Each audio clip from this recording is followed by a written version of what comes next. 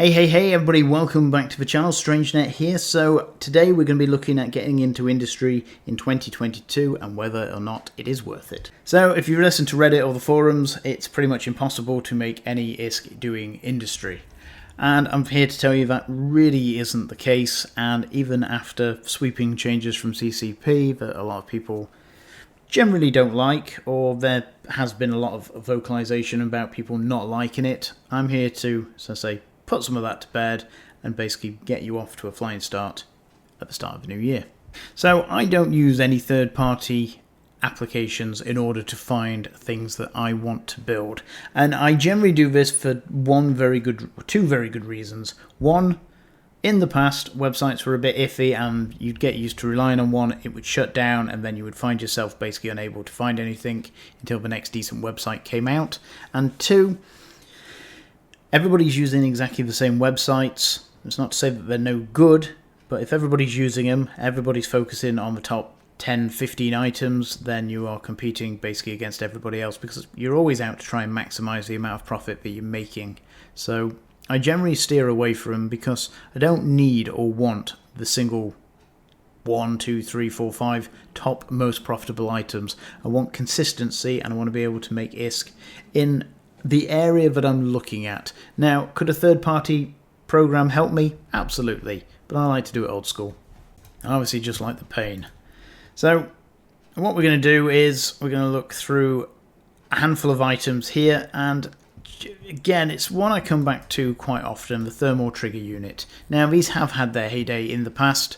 Maybe they'll come back, but again, you can still make decent profit from these. And just to roughly show how I do it, what I'll do is I'll look at how much it costs to build, and basically initially I will go straight to see how much it's selling for. Now, this is because factoring in tax and the rest of the costs associated with this will take me time. So what I want to do first of all is basically find out how much it's going to cost to build and whether that is less or more than the figure currently being sold.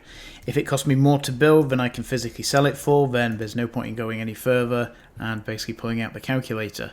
However, on this occasion, we are looking good. So pull up the calculator. First and foremost, I want to take in the cost of buying it from a buy order or a sell order even.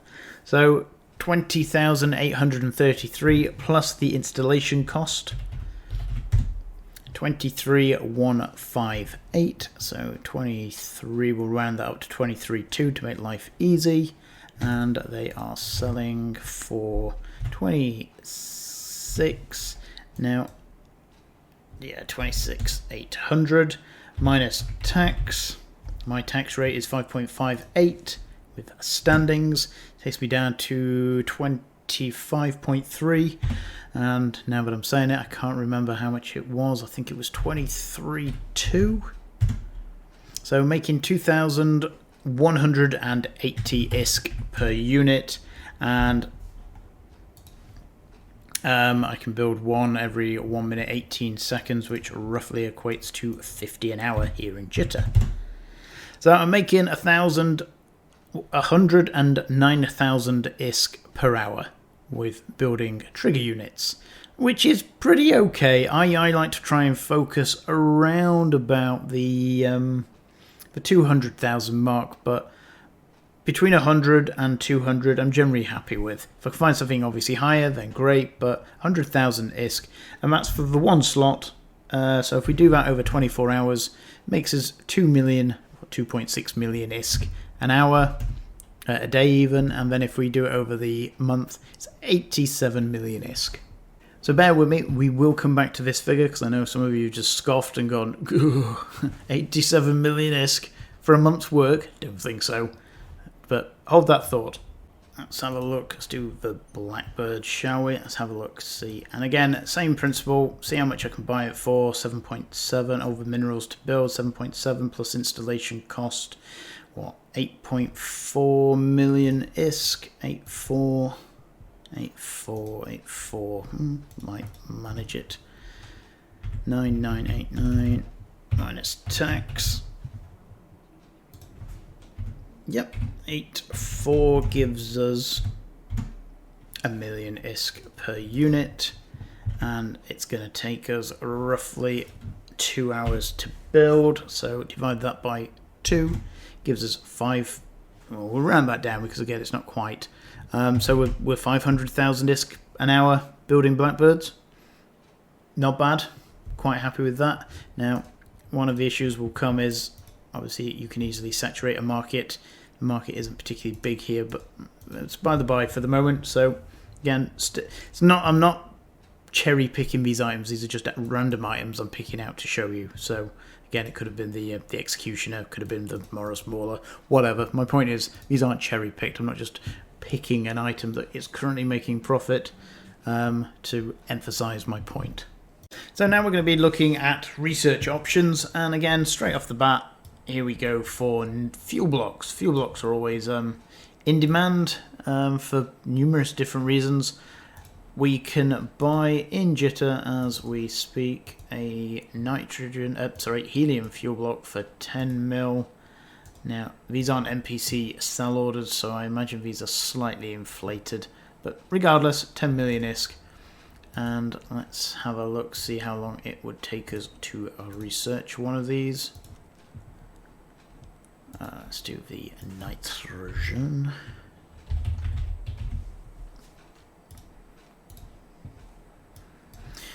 Let's have a look in industry. Let's go to my favourite place, which is, of course, Tama, the most dangerous place in the whole of New Eden. Why do I do it there? Because I like the pain. Right, so 2 days to take it to ME10 and TE10, just in case anyone's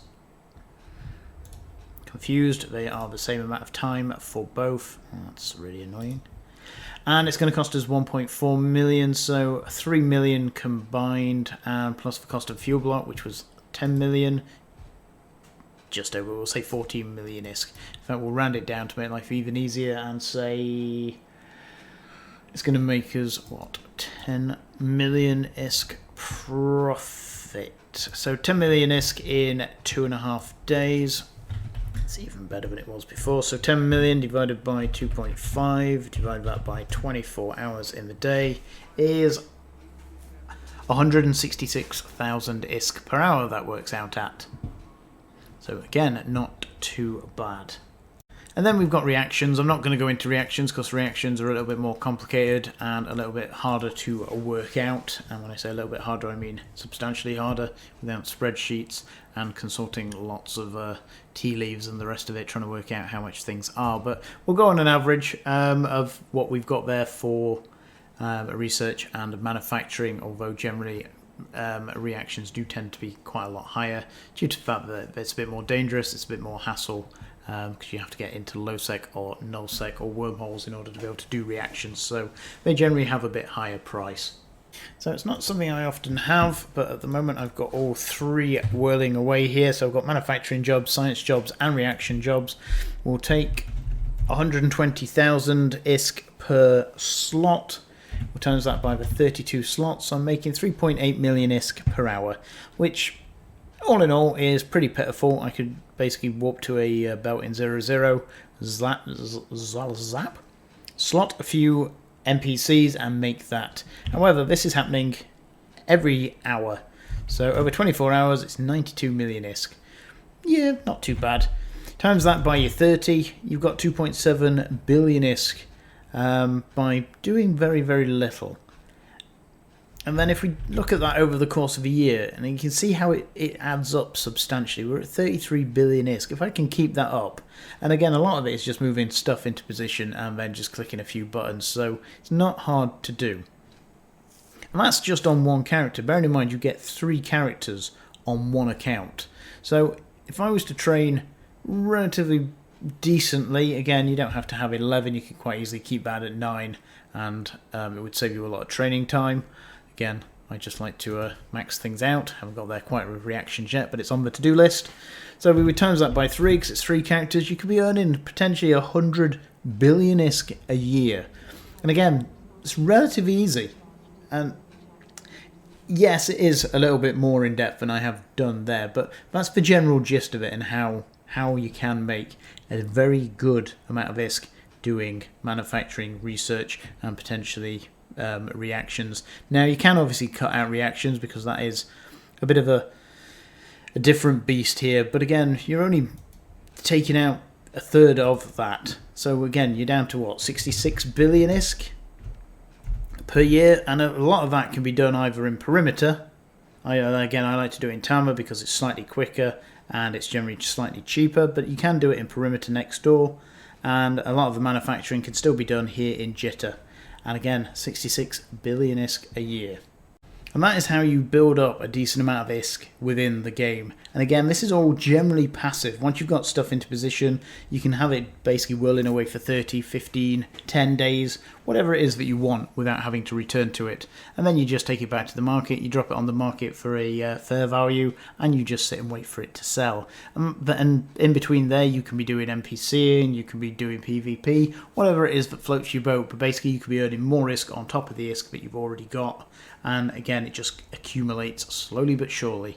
And this is how you end up with people with several trillion ISK that, it just piles up over time as long as you're not spending it quicker than you're making it. And again, trying to establish and find decent ways of making slow but steady, repeatable ISK is the way forward.